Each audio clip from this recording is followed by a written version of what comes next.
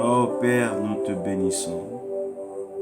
Nous glorifions ton Saint-Nom en ce jour pour ce matin merveilleux et cette grâce que tu nous accordes. Merci d'avoir préservé nos vies. Merci d'avoir veillé sur nos familles, nos nations. Seigneur, merci parce que tu contrôles le monde. Tu ne laisseras pas le malin, le méchant détruire tes enfants, les innocents. Merci Seigneur pour ta fidélité. Merci pour ta grandeur. Merci pour ta générosité. Seigneur, tu es bon. Et nous le savons tous. Tu es merveilleux. Holy, holy is the Lord. Holy is the Lord. Oh, holy, holy is the Lord. Holy, holy is the Lord. Holy, holy is the Lord. Holy, holy is the Lord. Holy, holy is the Lord. Glorify your name. We glorify your name. We glorify your name. We glorify your name. Hallelujah. We glorify your name. Oh, holy. Hallelujah. Oh, God, we thank you. We celebrate you. Loving Father, we thank you for your grace. We thank you for your mercies and your blessings upon our lives. Thank you, O Lord, for taking us this far. Lord, thank you for making everything beautiful in its time. Thank you for opening doors. Thank you for creating places for us. Lord, thank you for meeting nice people we meet. Oh Lord, as we come together in your presence to celebrate, to praise and worship you, we love you, God. Thank you. Oh, thank you, Lord. Oh,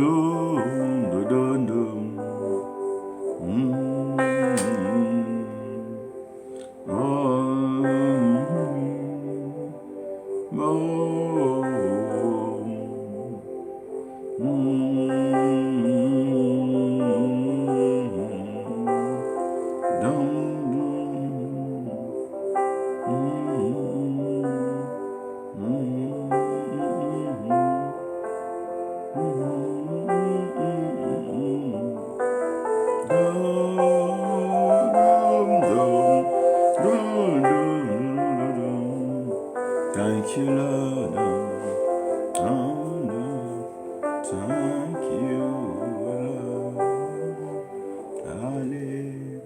Hallelujah, Hosanna. Alléluia, Hosanna. Alléluia, Hosanna. Merci Père pour ta fidélité. Merci de nous donner cette riche et merveilleuse occasion que nous saisissons comme une bonne opportunité pour parler de toi. Oh Seigneur, merci parce que tu es bon. Merci parce que tu es incomparable. Merci pour ta fidélité et pour tout ce que tu fais encore dans notre vie. Aujourd'hui matin, par la grâce de Dieu, je veux donc vous dire que l'amour témoigne toujours des grandes œuvres de la foi. Je suis arrivé à comprendre, en lisant la Bible, que la plupart de tous ceux-là qui ont marché avec Dieu, qui ont pu croire en sa parole et à continuer le combat jusqu'au bout, avaient un amour profond pour Dieu. Ils avaient un amour profond pour leur Père spirituel, leur Père céleste et leur Créateur. Nous sommes dans un processus spirituel sans lequel personne ne verra Dieu. Et ce processus spirituel a pour socle, a pour fondement l'amour. Ce qui fait que quand le Seigneur vient résumer donc les commandements, il va résumer tout ça en l'amour. Et il demandera donc à l'homme d'aimer Dieu et d'aimer son prochain.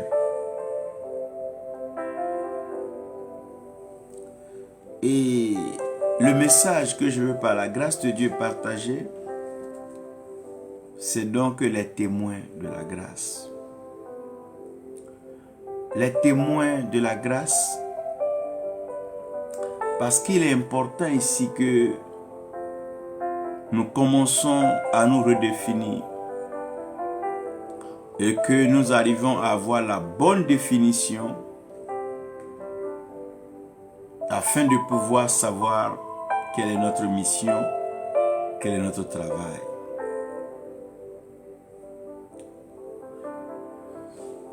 Le Seigneur Jésus-Christ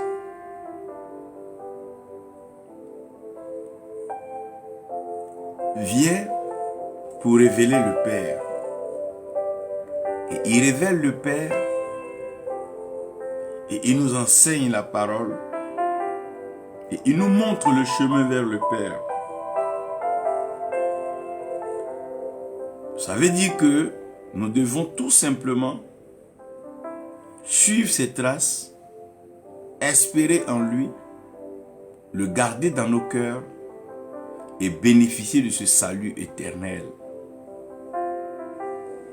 Donc nous comprenons que sa venue sur terre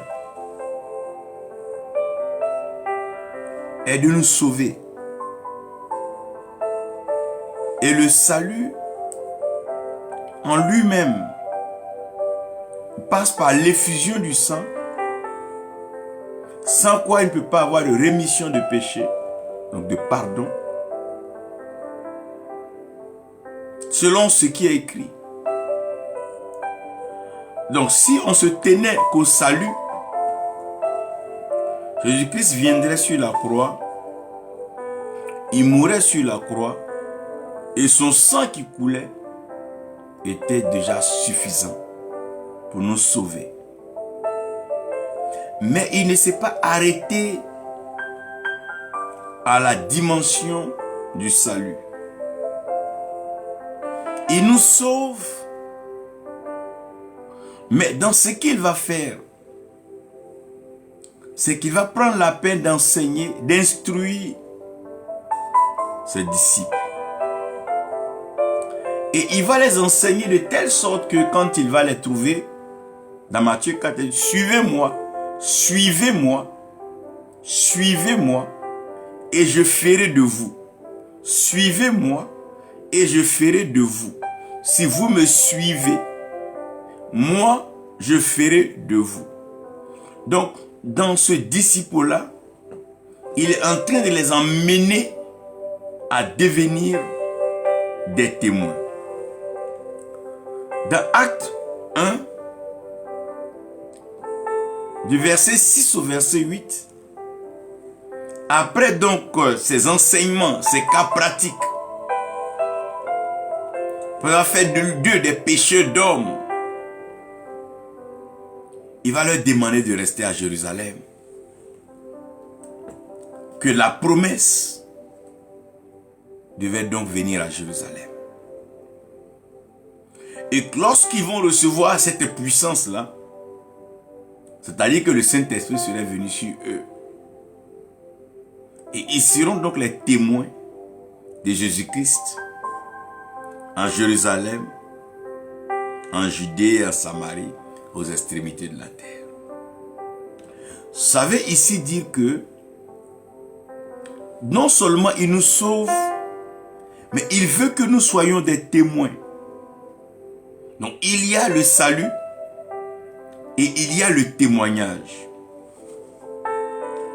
Dans Apocalypse 4, vous allez voir que dans le livre d'Apocalypse, Jean est en train de témoigner. Donc c'est tout simplement notre témoignage que le Seigneur attend de révéler au monde entier. Donc tous ceux qui ont connu le Seigneur, qui ont marché avec lui, sont supposés être des témoins du Seigneur. Donc on ne va pas à l'église pour aller à l'église, on ne fait pas des programmes pour faire des programmes, on ne fait pas des veillées pour faire des veillées. Mais le Seigneur veut nous faire passer de sauvés à témoins. Il veut que nous ne soyons pas seulement sauvés, mais que nous soyons des témoins. Sinon, pour éviter qu'on pêche et pour éviter que nous soyons désobéissants, après que nous soyons sauvés, il serait très simple et facile de nous enlever. Mais il ne nous enlève pas du monde, au contraire, il dit au Père de nous préserver des maux du monde, parce qu'il sait que nous avons une mission à accomplir sur la terre des hommes. Et cette mission que nous avons à accomplir, c'est d'être des témoins. Et le thème donc de mon message, c'est les témoins de la grâce. Je prie au nom de Jésus-Christ que tu sois un témoin de la grâce de Dieu. Tous ceux qui sont au son de ma voix et tous ceux qui écoutent ce message, je prie et qui écouteront ce message, que Dieu leur donne, leur accorde la grâce d'être des témoins véritables, des témoins incontestables, des témoins qui ont la parole, le témoignage qui porte, un témoignage qui édifie, un témoignage poignant, un témoignage qui suscite la crainte, un témoignage qui vient encore donner un coup d'accélération à notre marche et à notre détermination de demeurer dans la victoire. Seigneur, fais de nous des témoins de la grâce. Mon Marceline, que Dieu fasse de toi témoin de la grâce. Vous savez,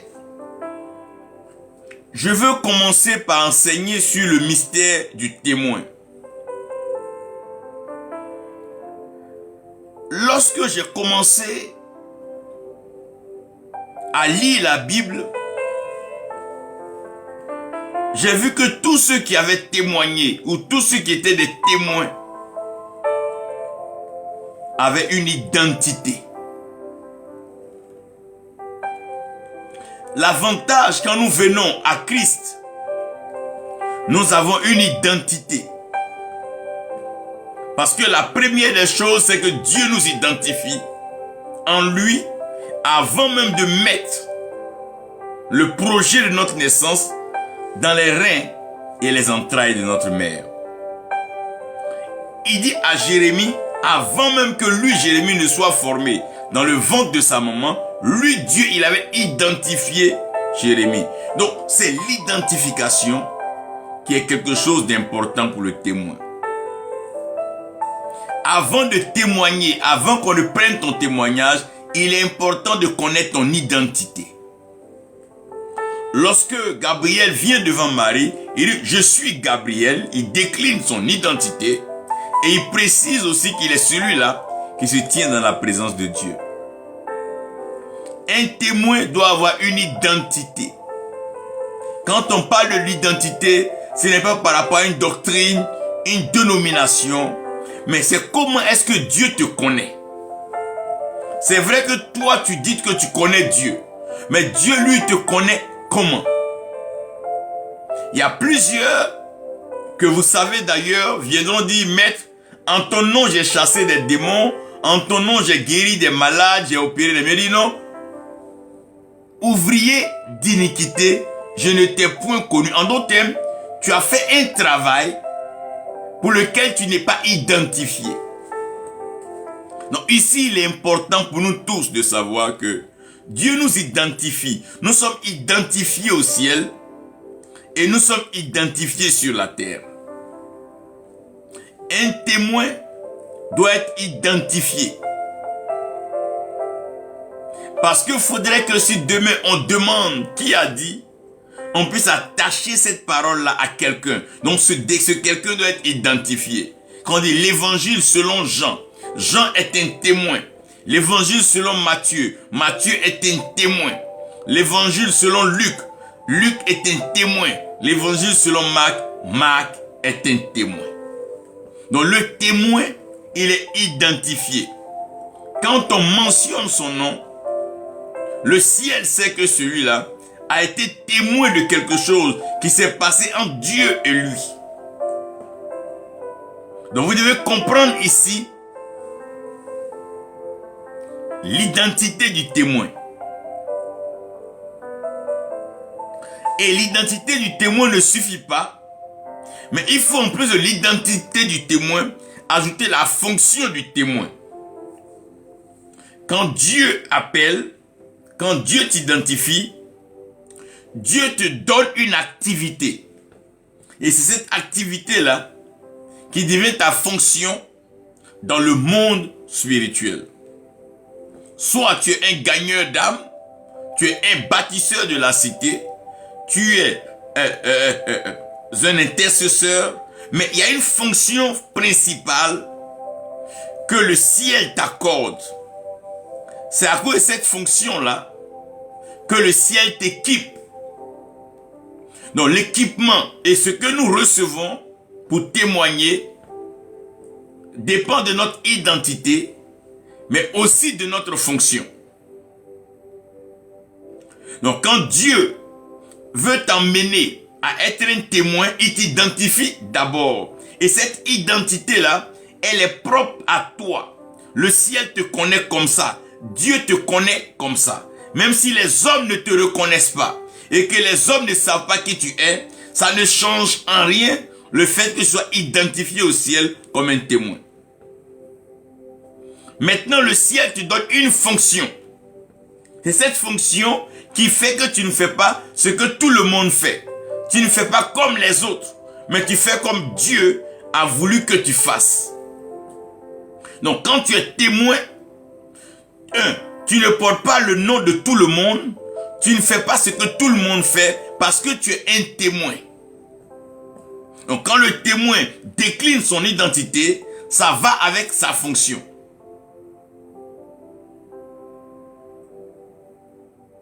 Maintenant, après la fonction, il y a une troisième chose que Dieu accorde au témoin, c'est la position. Et la position, elle sera très importante dans le témoignage. Celui qui voit de là-haut n'aura pas le même témoignage que celui qui voit donc de la terre. Celui qui voit de profil n'aura pas le même témoignage que celui qui voit de l'arrière. Donc la position du témoin sera très importante dans le témoignage. C'est comme quand il y a un accident et qu'un témoin veut témoigner, il décline d'abord son identité, sa fonction, et il dit ce qu'il a vu. Soit il a vu de profit, ou il était en plein dans l'action, ou il était un peu éloigné de l'action. Donc la position, elle est importante. Vous allez voir que dans la présence de Dieu, les 24 vieillards sont prosternés. Et la Bible parle aussi des 4 êtres vivants. Donc ça veut dire qu'il y a des positions. En plus des fonctions, il y a des positions. J'explique. 2 personnes peuvent être appelées apôtres à un apostolat. Mais Dieu peut élever un pour une certaine vue ou par une certaine grâce. Parce que Dieu veut que celui-là voit à un certain niveau que l'autre ne verra pas. Ça, c'est la position spirituelle que Dieu accorde. Ce n'est pas des choses que nous les hommes, nous faisons. Donc, on n'a même pas besoin de comparer des serviteurs de Dieu. Tu vas jeûner pendant 100 ans et c'est Dieu qui place les témoins. Vous allez mieux comprendre quand on va avancer pourquoi. Et la troisième chose, c'est l'expérience du témoin. L'expérience du témoin, c'est ce que le témoin lui-même a vécu avec Dieu. Tu ne peux pas témoigner de celui que tu ne connais pas. Tu ne peux pas témoigner de celui que tu n'as pas côtoyé. Celui avec qui tu n'as pas vécu. Celui avec qui tu n'as pas eu de communion. Il est difficile. Aujourd'hui, les gens peuvent parler de la Bible. Il est facile de réciter les versets bibliques. Mais quand tu n'as pas expérimenté une situation, ton témoignage n'est pas vrai. Quelqu'un qui n'a jamais traversé le désert, quand il témoigne du désert, on sent que ses mots ne sont pas justes. Parce qu'il n'a pas les cicatrices, il n'a pas les marques, il n'a pas l'expérience du désert. Le singe ne pourra jamais rendre le même témoignage de l'eau qu'un poisson. Parce que le singe n'a pas expérimenté l'eau. Il n'a pas une expérience avec l'eau. Mais le poisson est mieux adressé et est mieux placé pour pouvoir rendre le témoignage de l'eau. Donc, dans l'expérience, l'identité de la personne, sa fonction, sa position et son expérience avec Dieu. Et ici, vous devez comprendre que il n'y a pas de témoin précoce. Pour être témoin, ça prend du temps. Pour être un témoin de la prospérité, ça prend du temps. Dieu va te faire passer dans les coins et recoins de la pauvreté, de la misère. Il y a des jours même où tu auras du mal à pouvoir avoir un morceau de pain pour manger. Comme ça, quand tu témoigneras de la prospérité, à un certain moment, tes larmes tombent. Pendant que les fidèles sont en train d'acclamer, ils ne savent pas que tu es en train d'expliquer quelque chose que tu as expérimenté. Si David était là aujourd'hui quand on avait parlé de Goliath, David allait mieux sentir, il allait mieux comprendre. Pour nous, ça nous amuse. David a lancé une pierre, il a coupé la tête de Goliath. Ça, c'est la partie que nous avons. Mais ce qui s'est passé à l'intérieur de David, quand il courait pour aller, il y avait trop de choses. Si tu n'as pas d'expérience, ton témoignage ne vaut rien. C'est pourquoi plusieurs parlent de beaucoup de choses qu'elles n'ont pas expérimentées. Quand Dieu veut te faire expérimenter une chose, il te crée le problème avec la chose. Et pendant que toi tu souffres de la chose, il envoie des gens qui ont le problème de la chose et il t'utilise pour décanter leur problème. Donc toi tu es là, tu pries pour les gens, ils sont prospères, mais tu n'as même pas un morceau de pain. Tu pries pour les femmes stériles, elles enfantent, mais ta femme n'enfante pas. Tu pries pour les enfants des gens, ils sont admis aux examens, mais chez toi ça ne va pas. Tu pries pour les foyers, les gens se marient, mais toi-même ton problème est compliqué. Il suffit que tu donnes des conseils à quelqu'un pour un projet, le projet réussit, mais toi-même quand tu fais pour toi, tu as comme l'impression que le diable même est d'accord, mais c'est Dieu lui-même qui retarde. Parce qu'il veut que tu apprennes à mieux le connaître. Pour Dieu, avoir le matériel, avoir la bénédiction, c'est pas ce qui est intéressant pour Dieu. Mais c'est qu'est-ce qu'on retient. Qu'est-ce qui peut être notre témoignage. Qu'est-ce qui peut édifier. Qu'est-ce qui peut bénir. Qu'est-ce qui peut bâtir. Et qu'est-ce qui peut conseiller quelqu'un qui est en train de traverser la situation. Un témoin, c'est pas un enfant. Un témoin, c'est quelqu'un qui a vu, mais qui a expérimenté. Il y a des moments quand quelqu'un te dit que non, ah pasteur, aujourd'hui là, je n'ai pas à manger. Mais toi-même, tes larmes tombent. Tu sais ce que ça veut dire. Le problème de l'Afrique, c'est que beaucoup de nos leaders n'ont pas expérimenté les situations qui veulent aider le peuple à éviter. Quand tu n'as pas connu la misère, tu n'as pas connu ce qu'on appelle dormir à la belle étoile, quand tu n'as pas connu certaines difficultés de la vie, mais tu ne sais pas que les gens peuvent traverser ça. Le témoin a une expérience avec Dieu. Le témoin, il marche avec Dieu. C'est pas possible. Tu ne pourras jamais servir Dieu si tu ne marches pas avec Dieu. Tu ne peux pas témoigner de Dieu si Dieu ne t'a pas éprouvé. Tous ceux qui ont témoigné de Dieu, c'est quand Dieu les a éprouvés. Quand Abraham a appelé le lieu Jéhovah Jireh, ne croyez pas qu'Abraham était allé prendre c'est pas une salle de thé. Abraham n'était pas allé à un divertissement, c'était pas un match de football. Abraham est parti tuer son seul enfant que Dieu lui avait donné avec Sarah. C'est dans ça là. Abraham est monté sur une montagne avec l'enfant. C'était pas de la blague. Ne croyez pas qu'Abraham était en train de lire un verset, Abraham était en train de chanter à la chorale. Non, c'est une expérience où Dieu affaiblit ta chair. Il t'humilie dans la chair pour réveiller les valeurs de l'esprit. Où tu prêches sur les voyages, les gens viennent, tu pries, ils ont les visas partout. Mais toi-même, tu n'arrives pas à décoller du campement ni du village. Tu es frustré. Mais et puis il te dit, avançons.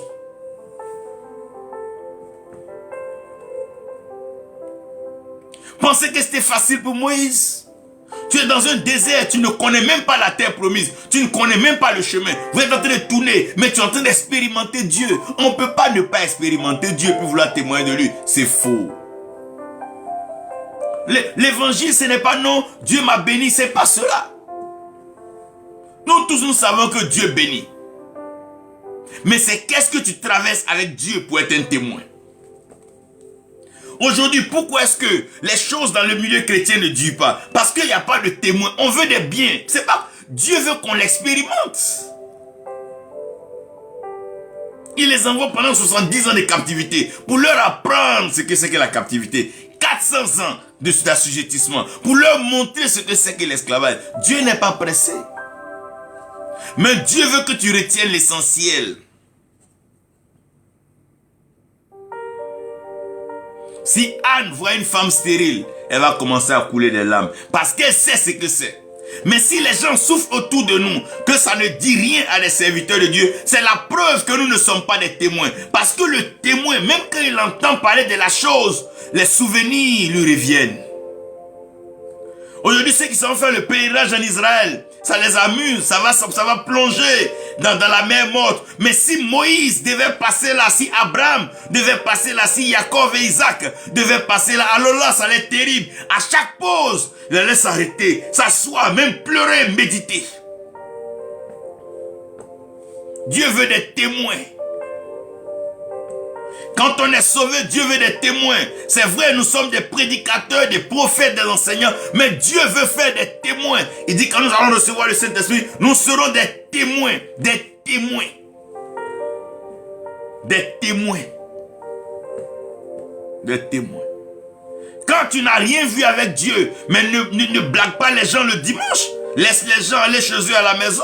Si tu n'as rien expérimenté avec Dieu, à quoi bon rassembler les gens? Attends. Quand les gens rassemblent les gens, ça c'est pourquoi? Tu témoignes de quoi?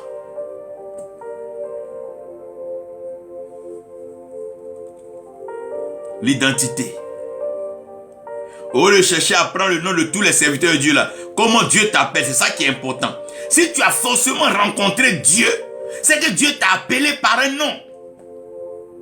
Quand Dieu a vu Moïse, il a appelé Moïse.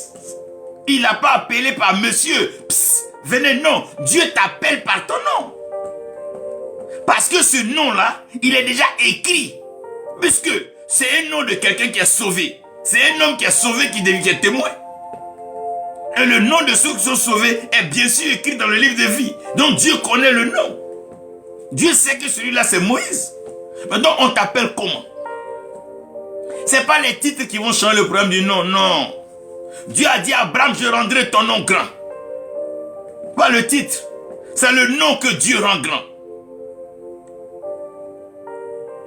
Et la fonction est toujours liée au nom. Quand quelqu'un n'a pas une fonction dans la maison de Dieu, mais il est égaré, il se promène avec un peu de tout. Il critique un peu de tout. Il met sa bouche dans un peu de tout. Mais c'est parce que les gens ne sont pas occupés. David avait moins de temps pour faire les débats comme ses frères. Donc pour expérimenter Dieu, il va t'envoyer à l'école de l'esprit. C'est ce que beaucoup de gens ne veulent pas aujourd'hui. Il veut se cacher derrière un pasteur, il va me donner l'argent. L'argent ne peut pas résoudre le problème de l'école de l'esprit. On peut te donner toute la nourriture, mais on peut donner 1000 voitures, mais ça ne peut pas changer les matières de l'école de l'esprit. Le désert reste désert. L'école de l'esprit est une école de l'esprit. Quand Dieu t'appelle, il va t'introduire dans l'école. Il dit, suivez-moi. Quand tu suis Dieu, il t'envoie dans le désert, dans le néant, là où rien n'est. Il veut t'apprendre, comme lui, créateur, à amener à l'existence ce qui n'existe pas. Quand Dieu veut faire de toi un témoin, il t'envoie dans des lieux où il n'y a même pas encore de miracle, ni témoignage, ni rien. Où les gens même doutent encore de Dieu. Les gens ne veulent même pas croire. Il t'envoie dans ces lieux hostiles. Ces lieux d'idolâtres. Et c'est là-bas que tu dois témoigner. Vous savez, aujourd'hui c'est étonnant quand quelqu'un dit Dieu l'a appelé, il allé dans une église, mais avant les missionnaires, ils partaient dans les pays où Dieu même n'était pas connu, en Inde, en Asie, en Taïwan, ils partaient au Vietnam, ils partaient en Indochine, des lieux lointains pour aller témoigner. Si tu es sûr que Dieu t'a appelé, que Dieu te connaît par ton nom, Dieu t'a donné une fonction, et que tu es sûr que Dieu t'a positionné, que tu l'as expérimenté, mais vas-y. Si tu es sûr que tu es un témoin, tu n'as pas besoin de chercher une place à Zéouet, tu n'as pas besoin de mentir à qui que ce soit. Si tu es un témoin,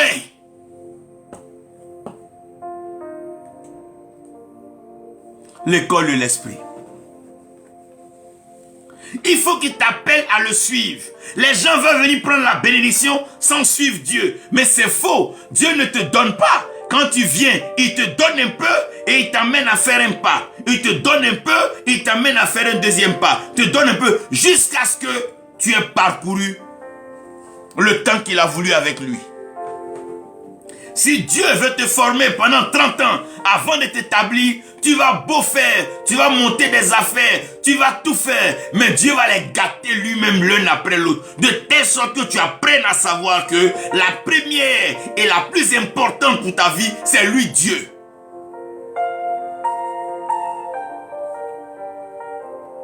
Malgré que l'Afrique a un sous-sol riche, tant que l'Afrique ne marche pas avec Dieu, le sous-sol ne sera que malédiction.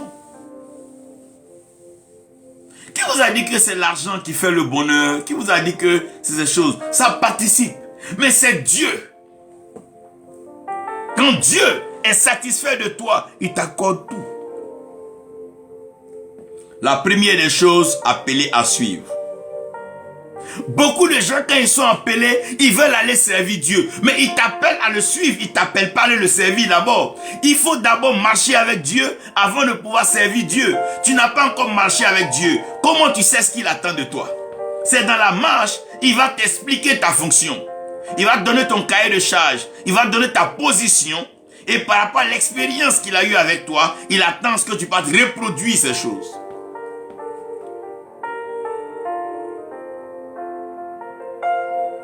Dieu a dit quand il a vu Élie, qui enverrai-je? Ésaïe. Ésaïe a dit, me voici. Mais donc tout le temps là, c'est qu'Ésaïe faisait, qu'il avait envoyé à faire. On fait trop de choses que Dieu ne nous a pas envoyé à faire. Il nous a d'abord appelés pour être avec lui. Dieu n'est pas pressé de nous envoyer vers les âmes. Il veut d'abord que nous arrivions à le connaître, à l'expérimenter. Nous devons prendre un temps avec Dieu, le connaître, étudier sa pensée, étudier sa parole, comprendre le battement de cœur de Dieu. À un certain moment, même quand une petite voix sifflote, tu dis ça c'est l'Éternel qui parle. Jusqu'à ce que tu arrives à un stade où tu comprends Dieu. Tu le comprends comme il veut que tu le comprennes. C'est une alliance. Une alliance se nourrit de quoi? De communion, de communication. Dieu, c'est pas un guichet automatique, c'est pas une boutique où on va acheter ce qu'on veut et puis après on revient pas là-bas. Non, Dieu est amour, Dieu est cœur. Il nous appelle tous à le suivre. Non, c'est pas la magie, tu viens, il te donne une bague, tu deviens puissant, il te donne une huile. Non, Dieu n'est pas comme ça, il te donnera rien, te donnera rien. Il va te donner sa parole et sa présence. Sa présence doit te suffire. Tu dois rester dans sa présence, apprendre à marcher avec lui. Pendant que tes amis réussissent dehors, Dieu s'en fout. Tes soeurs se marient, il s'en fout. Tes frères achètent des voitures, Dieu s'en fout. Ils construisent des châteaux, Dieu s'en fout. L'essentiel, viens me connaître. Je t'ai créé pour me connaître. Quand tu vas me connaître, alors tu pourras être mon témoin. Donc, non, Dieu m'a appelé, je vais le servir. Quand Dieu t'appelle, c'est pas pour le servir. Voilà les hérésies et les erreurs de plusieurs jeunes gens aujourd'hui. Le jeune vient à une veillée, on dit Dieu l'a appelé. Dans 2 semaines après, tu le vois, il est en train de faire un programme dans sa Bible. C'est quoi ces choses-là?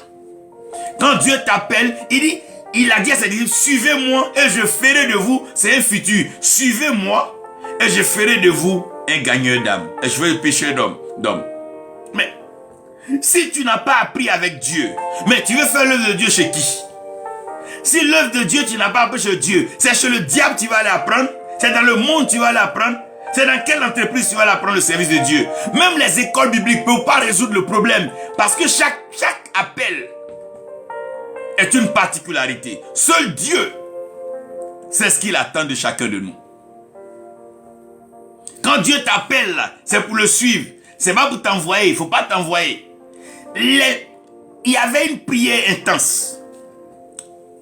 Il dit, mettez-moi à part Paul et Barnabas pour l'œuvre à laquelle je les ai appelés. Donc ça dit, tout ce qu'ils étaient en train de faire là, c'est eux-mêmes leur œuvre. C'est maintenant qu'ils vont faire l'œuvre de Dieu. Attends. Je ne parle pas de la précipitation de non, j'avais pas d'argent, j'ai pas réussi à l'école et tout. Ça, c'est pas le service de Dieu. Ça, c'est des gens qui se débrouillent. Ils se débrouillent à dire de bonnes nouvelles, à enchanter les gens, à ambiancer les gens. Je te parle de quoi? Je te parle d'un témoin. Quelqu'un que sa parole peut compter devant le ciel et sur la terre. Un témoin. Ce qui dit les anges attestent. Un témoin. Un témoin. Attention. Je ne parle pas de... Je parle d'un témoin que Dieu peut appeler. Pour dire celui-là peut témoigner. Et ton témoignage sera validé.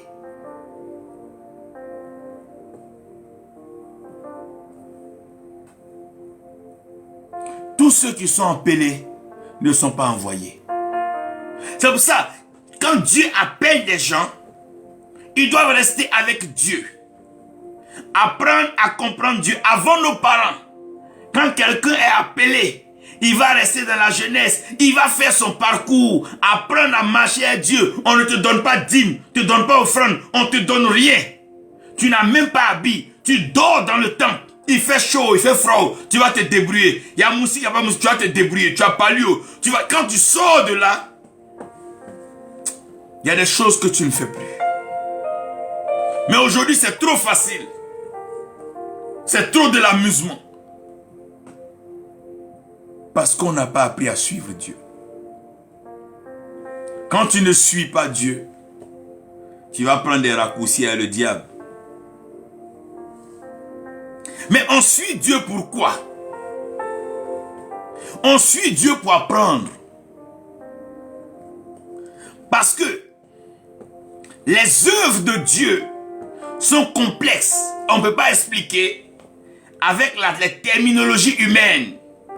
Il va falloir le voir faire. Quand tu le vois faire, tu comprends mieux.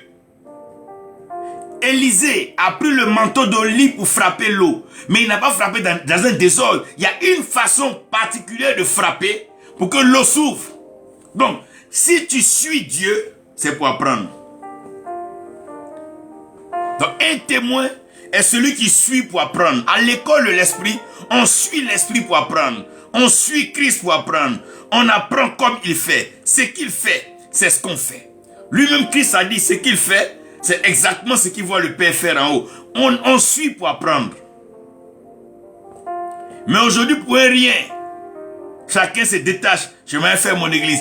Comme si c'est des partis politiques ou c'est des clubs d'amis. Non! Pour être un témoin, il faut suivre pour apprendre.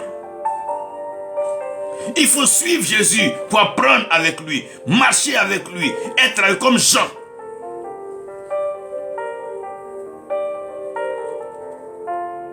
Témoin de la grâce.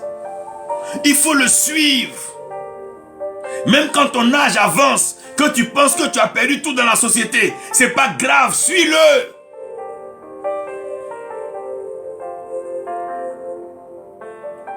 Suis-le. Suis-le pour apprendre. Le ministère là, on apprend avec le Saint-Esprit. On apprend auprès du Saint-Esprit.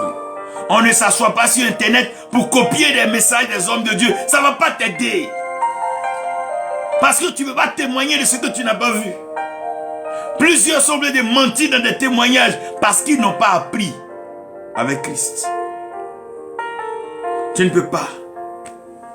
Tu ne peux pas. Tu ne peux pas tromper Dieu. Ce qu'il t'a pas dit, il t'a pas dit.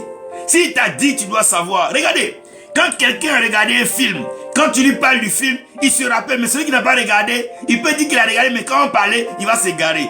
Quand quelqu'un est un témoin, plus on avance dans la chose, mieux il se sent. Parce qu'il comprend mieux. Mais quand quelqu'un n'est pas un témoin, quand on parle de Dieu, il est ennuyé. Parce qu'il ne comprend pas.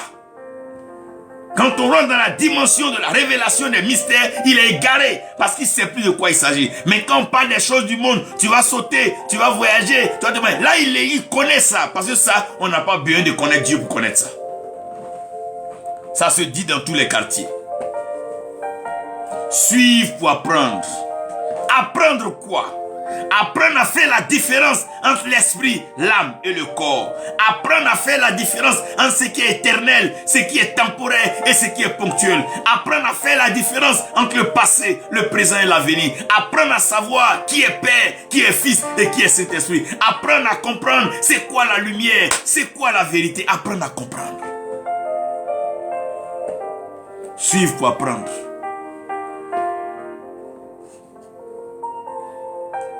Suivre pour apprendre. Seigneur, notre problème aujourd'hui, cette génération, nous sommes trop pressés, on ne veut pas apprendre. Les gens sont pressés pour aller vendre leurs âmes au diable, pour aller pactiser, entrer dans des réseaux, des sectes mystiques. Ce n'est pas de ça qu'il est question. Suivons-le, suivons le Maître. Suivons le Seigneur. C'est qui nous a demandé, suivez-moi. C'est lui qui a dit, vous recevrez une puissance. C'est lui qui donne. Ce n'est pas nous qui cherchons ça. On le suit. On le suit. On le suit pour apprendre. On doit le suivre pour apprendre. Il n'y a pas de raccourci dans le monde spirituel. Il n'y a pas de... Tu vas te tuer pour rien. Tu vas aller faire la magie. Tu vas vendre ton âme. Pourquoi? Pour faire quoi? Dieu que tu n'as pas voulu attendre pour apprendre à le connaître, pour le servir. Maintenant tu vas vendre ton âme. C'est lui que tu veux servir. Tu vas le servir comment? Il ne te connaît pas. Tu n'es pas dedans. Tu n'es pas un témoin. Tu n'es que manipulé par le diable. Mais comme le matériel attire les gens, on t'acclame, mais tu es perdu. Va redonner ce que tu as pris au diable. Reviens, mets-toi à genoux, accepte le Seigneur et puis avançons. C'est une question de le suivre et d'apprendre. Apprendre pour reproduire. Il dit Moïse, regarde très bien le tabernacle que je te montre là. Regarde très bien, tu vois les mesures là. C'est la même chose là, il faut reproduire. Moïse ne change pas ça. Ne fais pas autre chose à part ce que moi, Dieu, je t'ai montré. Au fait, Dieu ne veut pas qu'on fasse tout ce qu'on est en train de faire là. Il veut qu'on fasse ce qu'il nous a montré comme modèle. On pense que c'est l'activisme qui va faire qu'on est homme de Dieu, en criant sur tous les toits, en donnant des paroles, tel leader va mourir. Mais est-ce que c'est le travail des prophètes dans la Bible? Ils avaient trop de choses à faire. En train de fouiller dans la vie des hommes politiques, des hommes d'affaires, pour donner des paroles, pour qu'on dise qu'il est prophète. C'est pas les hommes qui doivent reconnaître d'abord cette affaire. Quand tu es un témoin là, c'est celui-même de qui tu rends témoin, c'est lui-même qui doit te reconnaître. Toi tu parles de Dieu qui te reconnaît pas, tu l'as jamais suivi. Il t'a appelé mais tu n'as pas écouté. Tu t'es préoccupé par les choses du monde.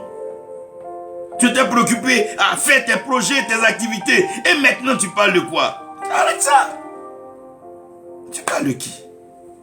C'est quoi ça?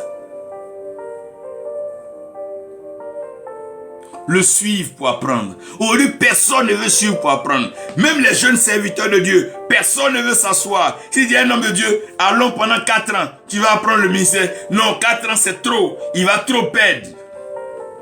Quand il va venir, ses amis ont déjà église. Comme si c'est une concurrence d'église, une concurrence de foule, une concurrence de quoi? Non, c'est le suivre pour apprendre. Si on a fait 20 ans, il faut suivre. Si on a fait 30 ans, il faut suivre. Si tu dois apprendre avec lui, il faut le suivre.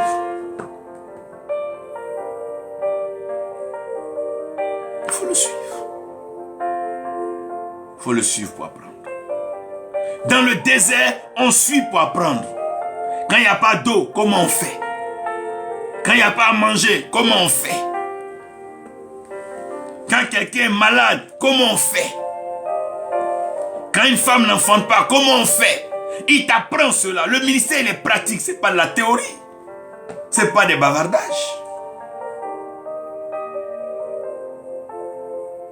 Apprendre pour reproduire. Jésus est parti sur la montagne de la transfiguration. Et Moïse et Élie sont venus le voir, qui était au fait aussi une image du feu et de l'eau. Élie qui était encore connu comme celui par qui Dieu a agi dans le feu. Et Moïse l'eau. Les disciples veulent tout simplement dresser des tentes pour le Seigneur. Mais ils ont vu ça pour aller reproduire. Dès qu'ils descendent de ce lieu-là, voilà qu'il y a un fils lunatique. On dit l'enfant se jette dans l'eau et l'enfant se jette dans le feu. Cet enfant ne meurt pas. L'enfant même en train de leur parler d'un baptême d'eau et de feu. Mais les disciples, eux, ils ne prennent pas ça. Ce qu'ils ont vu là, ils ont du mal à reproduire. Frère, quand tu as vu Dieu à l'œuvre, tu ne peux plus douter de lui. Si tu as déjà vu Dieu à l'œuvre, si tu as déjà vu Dieu te transporter sur la mort et t'envoyer parmi les vivants, quand on dit tu es malade, même ton cœur bat plus. Quand Dieu a déjà agi, Dieu, quand Dieu a déjà agi dans ta vie, le monde peut douter sauf toi. Tout le monde peut faire ce qu'il veut, mais sauf toi. Chacun pouvait raconter ce qu'il voulait, mais Jean était serein sur cette île de Patmos. Apprendre pour reproduire. Avec Dieu, on reçoit pour donner. Quand Dieu t'apprend un principe, c'est pour que tu transmettes à l'humanité. Un témoin transforme la cité. Un témoin transforme les vies. Un témoin développe la foi, développe l'aptitude spirituelle. C'est le lieu où tu apprends à recevoir de la part de Dieu et tu donnes. Son esprit te parle et tu agis. Son esprit te dit et tu reproduis. Que vois-tu là, Jérémie? Je vois Adamandi ou Kanamandier. Ok. Il faut que Dieu t'entraîne. Il doit t'apprendre. Et c'est quand tu apprends que tu peux reproduire. C'est ce que tu as appris avec Dieu. C'est ce que tu pourras reproduire. Si tu n'as rien assimilé avec Dieu, tu ne pourras rien reproduire. Si Dieu ne t'a rien appris, tu ne vas faire que raconter des histoires avec des micros devant des gens. Et ça ne produira rien dans la vie des gens. Vers la fin, ça sera illusion d'illusion. Tu vas raconter des paroles mensongères, c'est des prophéties. Rien ne va arriver. Parce que tout simplement, tu n'as rien appris avec lui. Tu es un menteur. Tu as été à l'école du diable et c'est le père du mensonge. C'est terminé là. Mais si tu prends le temps avec Dieu, si tu apprends avec lui, que tu apprends et que tu reçois avec lui. Ah non, quand tu vas commencer à venir dans celui-là, était à l'école du Père, était à l'école du Seigneur. Mieux vaut prendre son temps, aller à l'école du Seigneur, se laisser discipliner, forger, bâti par l'Éternel pour pouvoir produire et reproduire les œuvres de Dieu. Parce que quoi? Dieu nous a envoyés pour manifester sa gloire. Il dit à l'homme d'aller dominer sur l'eau, dominer sur les poissons des eaux, les oiseaux de l'air. Mais on domine sur l'air comment? On domine sur les eaux comment? Mais comment on domine sur le lion, l'éléphant, le serpent? On fait comment? Et puis depuis quand on les voit, on fuit. Combien ici peuvent aller s'amuser même au bord de la mer pour dire qu'ils vont commander un poisson comme Pierre en a pris? Parce qu'on n'est pas allé à son école.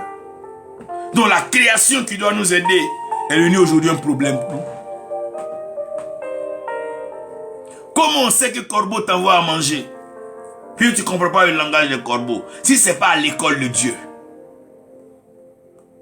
ce n'est pas à l'école de l'esprit. Tu apprends ça. Il nous a envoyés pour manifester sa gloire. Quand un roi, un chef a un problème, quand un envoyé de Dieu arrive, le problème est résolu parce que Dieu lui-même, il est présent.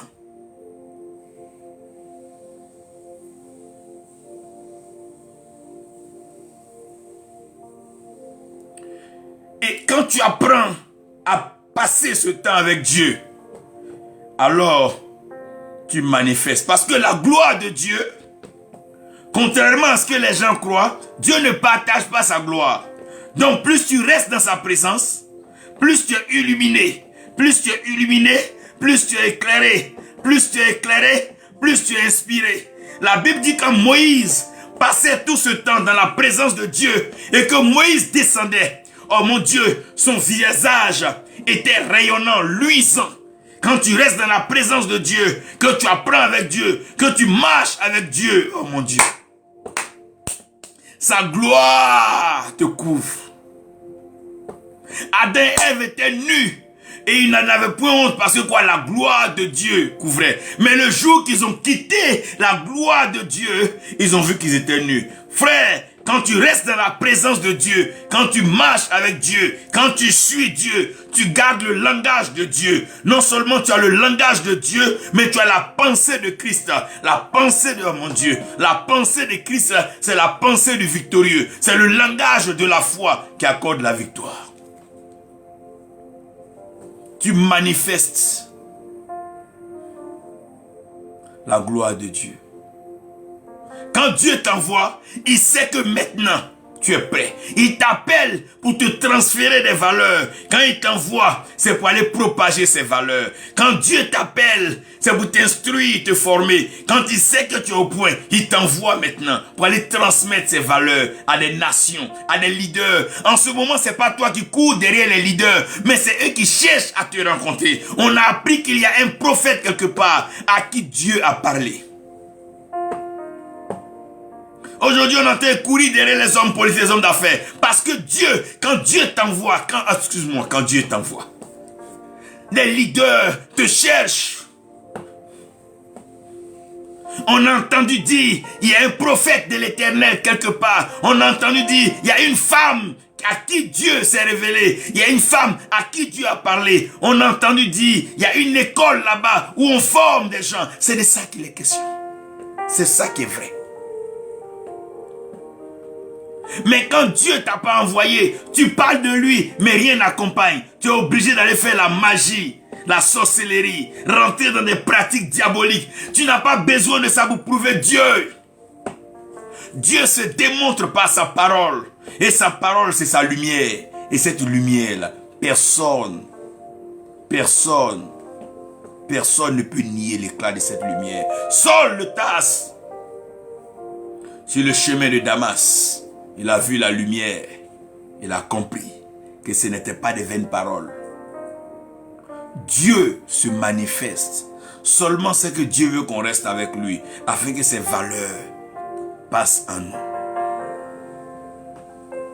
Nos parents là, ils n'ont pas cahier. C'est quand tu restes là au village, vous partez au champ, c'est là ils t'enseignent comment les fleurs, les plantes guérissent. C'est là ils te montrent comment ils font pendant l'harmattan. Ils ne portent pas blouson, mais ils ne meurent pas de froid. Comment ils font? Cette génération est trop pressée. La cupidité, vouloir être célèbre, vouloir le pouvoir, vouloir l'argent, avoir de grands titres. Et personne ne veut suivre le Seigneur pour apprendre aux pieds du Seigneur afin de comprendre les choses de l'évangile. Les témoins sont semblables aux quatre êtres vivants. La première image d'un témoin, c'est l'image du lion. Quand tu es un enfant de Dieu, quand on te voit, tu dois respirer la royauté, la domination. Même dans un lieu où il n'y a pas à manger, quand on te voit, tu es dominant. Tu as une assurance, tu as une forme d'audace qu'on ne peut pas expliquer. On dit il n'y a pas à manger, tu croises les pieds, tu es serein. Tu sais que tant que tu es là, Dieu apportera la nourriture. À cause de toi, aujourd'hui au moins, ceux qui sont autour de toi, ils mangeront. Au lieu de ramener les gens affamés, n'oubliez pas que Jésus-Christ est là. Aussi longtemps que Dieu est envoyé quelque part, la provision ne se loigne jamais de la vision. Quand Dieu t'envoie, il va avec toi. Et quand Dieu va avec toi, il va avec la sénat céleste avec toi. Pourquoi Dieu va t'envoyer puis va t'abandonner? Si Dieu t'envoie dans un village, même s'il n'y a pas l'électricité, à cause de toi, là où tu es sera éclairé. Les anges.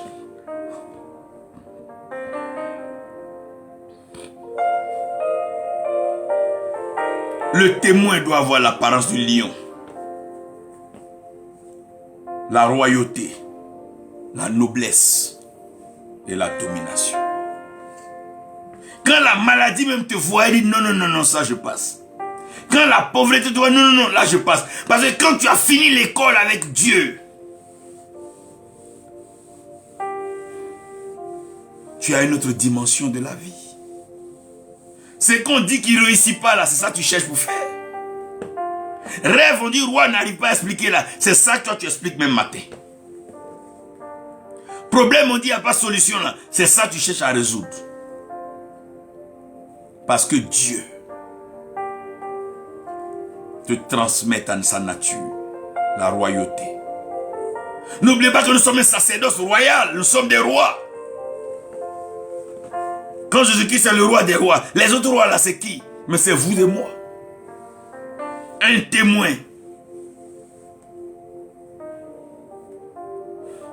est un roi. À l'attitude royale. L'autre facette du témoin, c'est le veau. C'est le service et l'activité. Un témoin doit être prêt à servir. Celui qui veut être le plus grand, il doit être le plus petit. Doit être celui qui doit servir tous les autres. On doit servir. Quand Dieu t'envoie, c'est pour servir. C'est pas que les gens te servent, c'est toi qui dois servir. Aujourd'hui, malheureusement, les gens préfèrent se faire servir que de servir. Mais nous devons servir. C'est nous qui sommes serviteurs de Dieu. C'est nous qui sommes envoyés. C'est nous qui devons servir le peuple. Et non se servir du peuple. Nous devons servir le peuple. Car nous sommes témoins de la bonne nouvelle. La nature du faux. Le service. Les activités. Très tôt, nous sommes déjà debout, en train de prier, en train de méditer, en train de commander à l'aurore, parler déjà, déclarer, nous devons servir.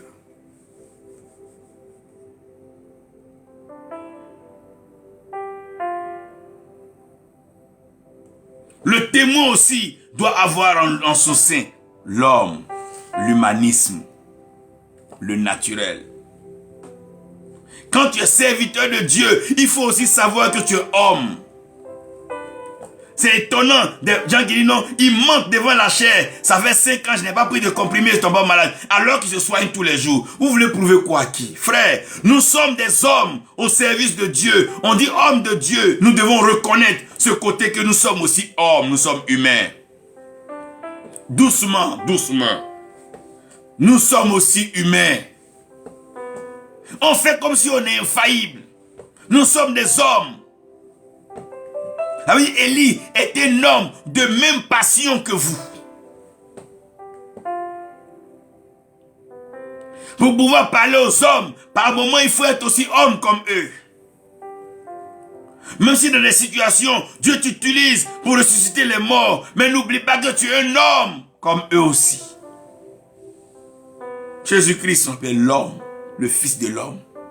Bien qu'il soit Dieu, mais il savait être homme. Devant la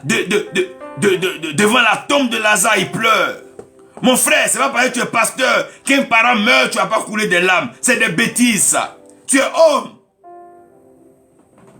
Tu es homme. Il y a un problème, tu peux pleurer. Tu es un homme.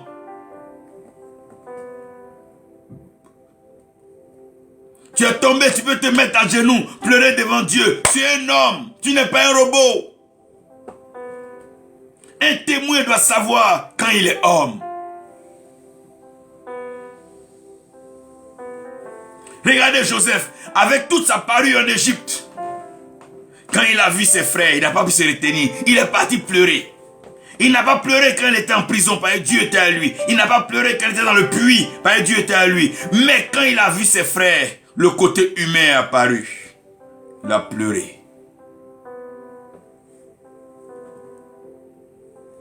Quand Dieu dit va enlever notre cœur de pierre pour mettre des cœurs de chair, c'est pour qu'on soit aussi humain, sensible.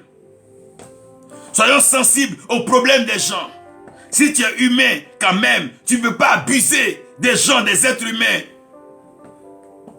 Détourner les épouses des gens, c'est pas normal si tu es humain. Ce que tu n'apprécierais pas qu'on te fasse. Il faut qu'on sache que nous sommes des hommes.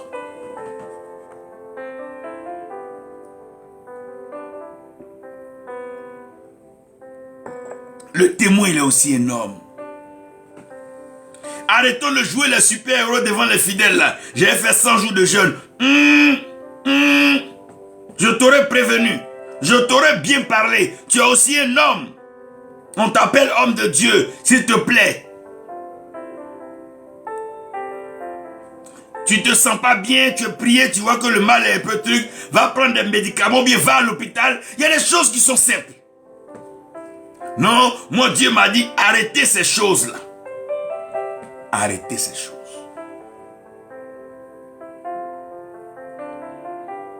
Il y a une dimension humaine. C'est pour ça un homme de Dieu, quelle que soit la dimension dans laquelle Dieu l'utilise, quand vous le trouvez à la maison, il peut être en culotte, serein, regarde, il peut être là chez lui. C'est un homme. C'est un homme. C'est pourquoi il va falloir qu'à un certain moment on se dise la vérité. Jouer les super-héros là, ça n'a fait que tuer les gens. Quand ça te dépasse là, il faut savoir, il faut laisser tomber. Quand c'est plus compliqué, appelle Dieu. Il dit ce qui est impossible aux hommes est possible à Dieu. Donc il faut savoir quand tu es homme et quand c'est Dieu qui intervient. Si c'est Dieu qui te dit, va boire la mer, là tu peux aller sans problème. Mais si c'est pas Dieu là, prends ton gobelet, prends un verre d'eau, bois. Parce que tu vas mourir là-bas si tu ne te méfies pas. Donc les gens doivent faire la part des choses. Quand c'est Dieu qui leur parle et que quand c'est eux-mêmes qui se parlent. Il y a quand Dieu parle, il y a quand l'homme parle. Donc un prophète là, il peut parler de la part de Dieu, il peut parler de sa part aussi. Nous sommes des hommes. Seigneur, pardonne-nous. Parce que plusieurs fois nous avons dit des choses, souvent pensant que c'était toi. Ça a induit plusieurs en erreur. Ça a créé beaucoup de problèmes. Pardonne-nous. Nous sommes des hommes. On peut aussi se tromper. On peut même avoir des faiblesses. Nous sommes des hommes. La quatrième dimension du témoin, c'est l'aigle volant. C'est la divinité. Et l'élévation. La divinité. Là où tout le monde a peur, Dieu te positionne dans une dimension de la divinité. Quand tout le monde tremblait devant Goliath, Dieu envoie David dans la dimension de la divinité. L'aigle volant. L'aigle volant, c'est déjà l'attitude, c'est déjà les airs, c'est l'envol. À cause de tes ennemis, Dieu te fait Dieu pour tes ennemis. Il dit à Moïse, je te fais Dieu pour Pharaon. Il veut dire, je t'envoie dans la dimension de l'aigle qui s'envole. Je te mets à la dimension de la divinité. Oh, le surnaturel. L'élévation. Je t'élève au-dessus de tes ennemis. Je te fais passer à la dimension de l'aigle qui s'envole. Jean, sur l'île de Patmos. On le met là, il ne meurt pas. Dans l'huile chaude, rien. C'est la dimension de l'aigle qui s'envole. Tu fais tout, mais il ne meurt pas. Tu l'empoisonnes, il ne meurt pas. Tu tires sur lui, il ne meurt pas. Tu le mets en prison, il ne meurt pas. Tu le renverses, il ne meurt pas. C'est une autre dimension, c'est l'aigle qui s'envole. Dieu le rend immortel. Il le fait Dieu pour toi.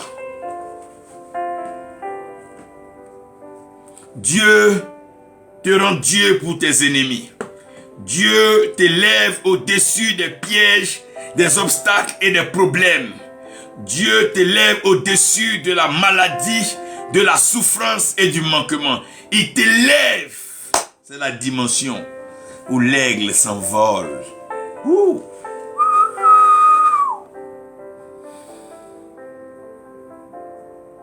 Tout ça pour que tu puisses être témoin de la grâce. Parce que ceux qui ont vu n'ont pas le même langage que ceux qui n'ont pas vu. Frère, quand tu as déjà vu la guerre, quand tu parles de la guerre, tes mots, par moments les mots même te manquent.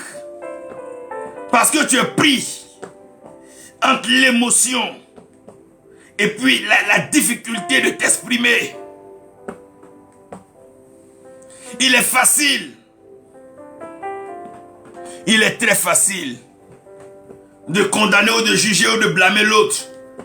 Mais quand on doit chacun se remettre en cause, les mots ne reviennent pas si vite. Quand tu as vu Dieu à l'œuvre, quand tu as vu une situation, quand tu as été témoin, quand tes yeux ont vu,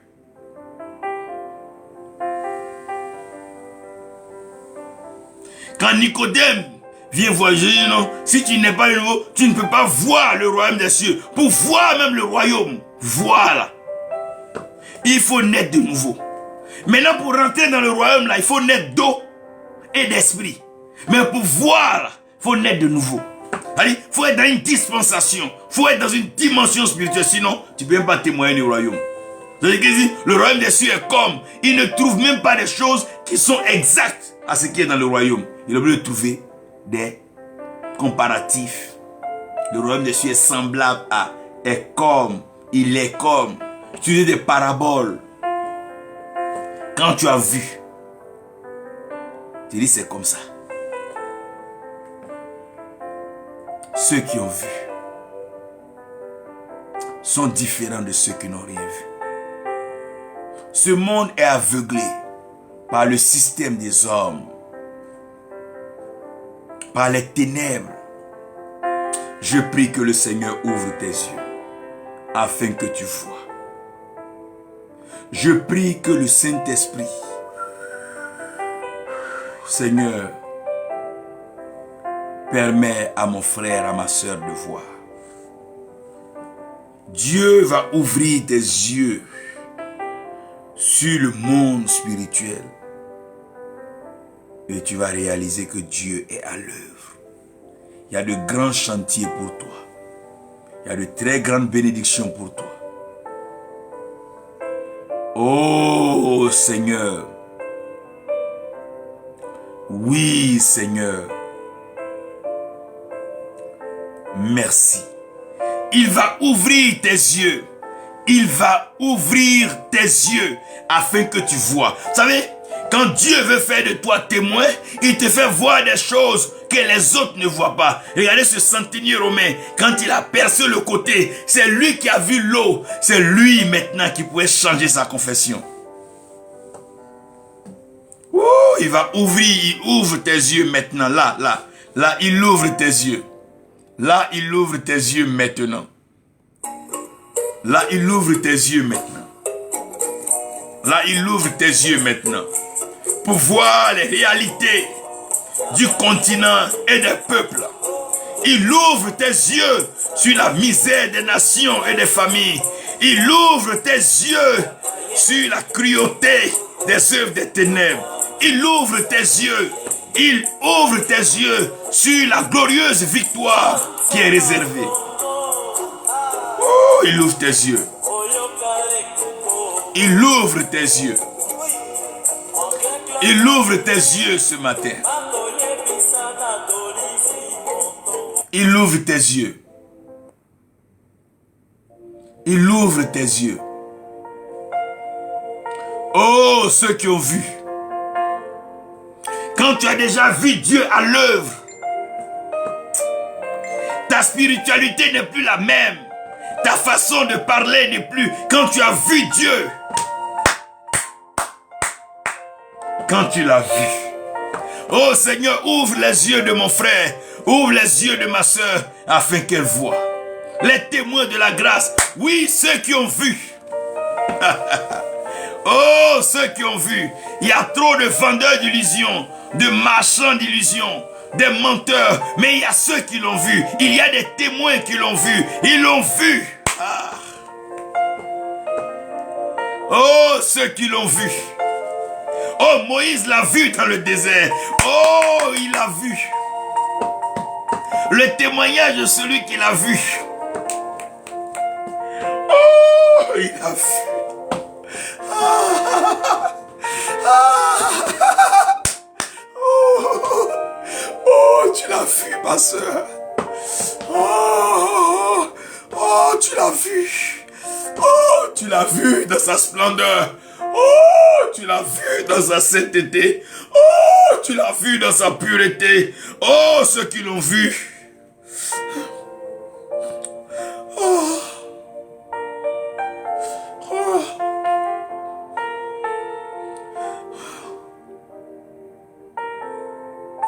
Ceux qui l'ont vu. Quand tu l'as vu, tu ne parles plus comme les autres. Quand tu l'as vu, tu ne t'agites même plus.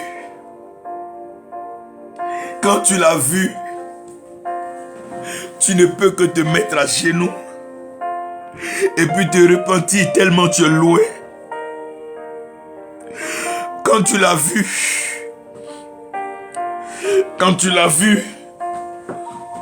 tu changes tes façons de te mettre.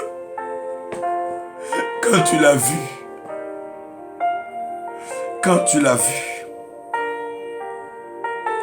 c'est eux les témoins de la grâce. Ceux qui l'ont vu. Ah, ceux qui l'ont vu, ceux qui ont mangé avec lui. Ceux qui ont partagé avec lui. ceux qui l'ont vu. Oh, je prie que le Seigneur se révèle à toi. Oh, mi-religion, oh, mi-doctrine, oh, mi-idéologie des hommes, je prie que le Seigneur se révèle à toi. Que tu le vois quand tu vas le voir. Oh, il est merveilleux. Il est bon. Il est glorieux. Oh, c'est l'étoile brillante du matin. Oh, ceux qui l'ont vu. Ceux qui l'ont vu. Ceux qui l'ont vu. Ceux qui l'ont vu. Ceux qui l'ont entendu reconnaissent sa voix. Il dit, mes brebis entendent ma voix et elles me suivent. Les brebis connaissent la voix du bon berger, ceux qui l'ont entendu. Ceux qui l'ont entendu. C'est ceux-là qui ont eu foi en lui.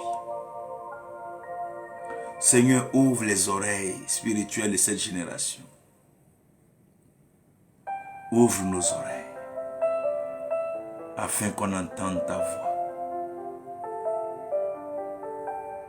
Qu'on entende ta voix. Afin qu'on entende ta voix. Oh, ceux qui l'ont entendu. C'est ceux-là qui l'ont expérimenté. Témoins de la grâce. Ceux qui ont triomphé. Mon frère, ma soeur, tu as triomphé. Parce que celui que tu as vu, celui que tu as entendu, il est plus que vainqueur. Tu ne peux plus perdre. Tu ne vas plus regretter. Mais tu vas progresser. Tu ne tomberas plus. Car tu seras relevé. Ceux qui ont triomphé. Ceux qui ont triomphé. C'est ceux-là qui l'ont vu. Il a été témoin. Il dit, j'ai vu Satan tomber du ciel comme l'éclair. Je l'ai vu. J'ai vu. Ceux qui l'ont vu. Ceux qui l'ont entendu. Ceux qui l'ont expérimenté. Il n'y a pas de raccourci. C'est tout un curriculum plein. Quand Dieu t'appelle, il t'envoie à son école. C'est quand tu finis son école, il t'envoie comme ambassadeur pour aller reproduire ce qu'il t'a appris. Quand tu as fini de l'expérimenter, c'est pour ça que tu peux triompher. Ce que tu n'as pas acquis dans le spirituel, tu ne peux pas manifester dans le physique, dans le naturel. Je prie le Seigneur qui suscite des témoins de la grâce. Des témoins de la grâce. Des témoins de la grâce. Vous êtes des témoins de la grâce. Vous êtes des témoins de cette grande grâce. Ce réveil spirituel. Oh, vous l'avez touché, ce Jésus. Vous l'avez touché par votre cœur. Vous l'avez touché par votre adoration. Vous l'avez touché par votre louange. Vous l'avez touché par votre soumission. Vous l'avez touché. Et comme vous l'avez touché, il vous a saisi. Et comme il vous a saisi, il vous a porté dans ses bras. Ses bras d'amour. Pour vous frotter à lui comme la tête de Jean sur sa poitrine. Maintenant, vous êtes victorieux. Que le sang de Jésus-Christ garantisse votre salut et que le Saint-Esprit vous conduise dans le témoignage de la grâce. Que la paix du Seigneur repose sur vous, maintenant et pour toujours, au nom de Jésus-Christ. Amen. Que le Seigneur vous bénisse.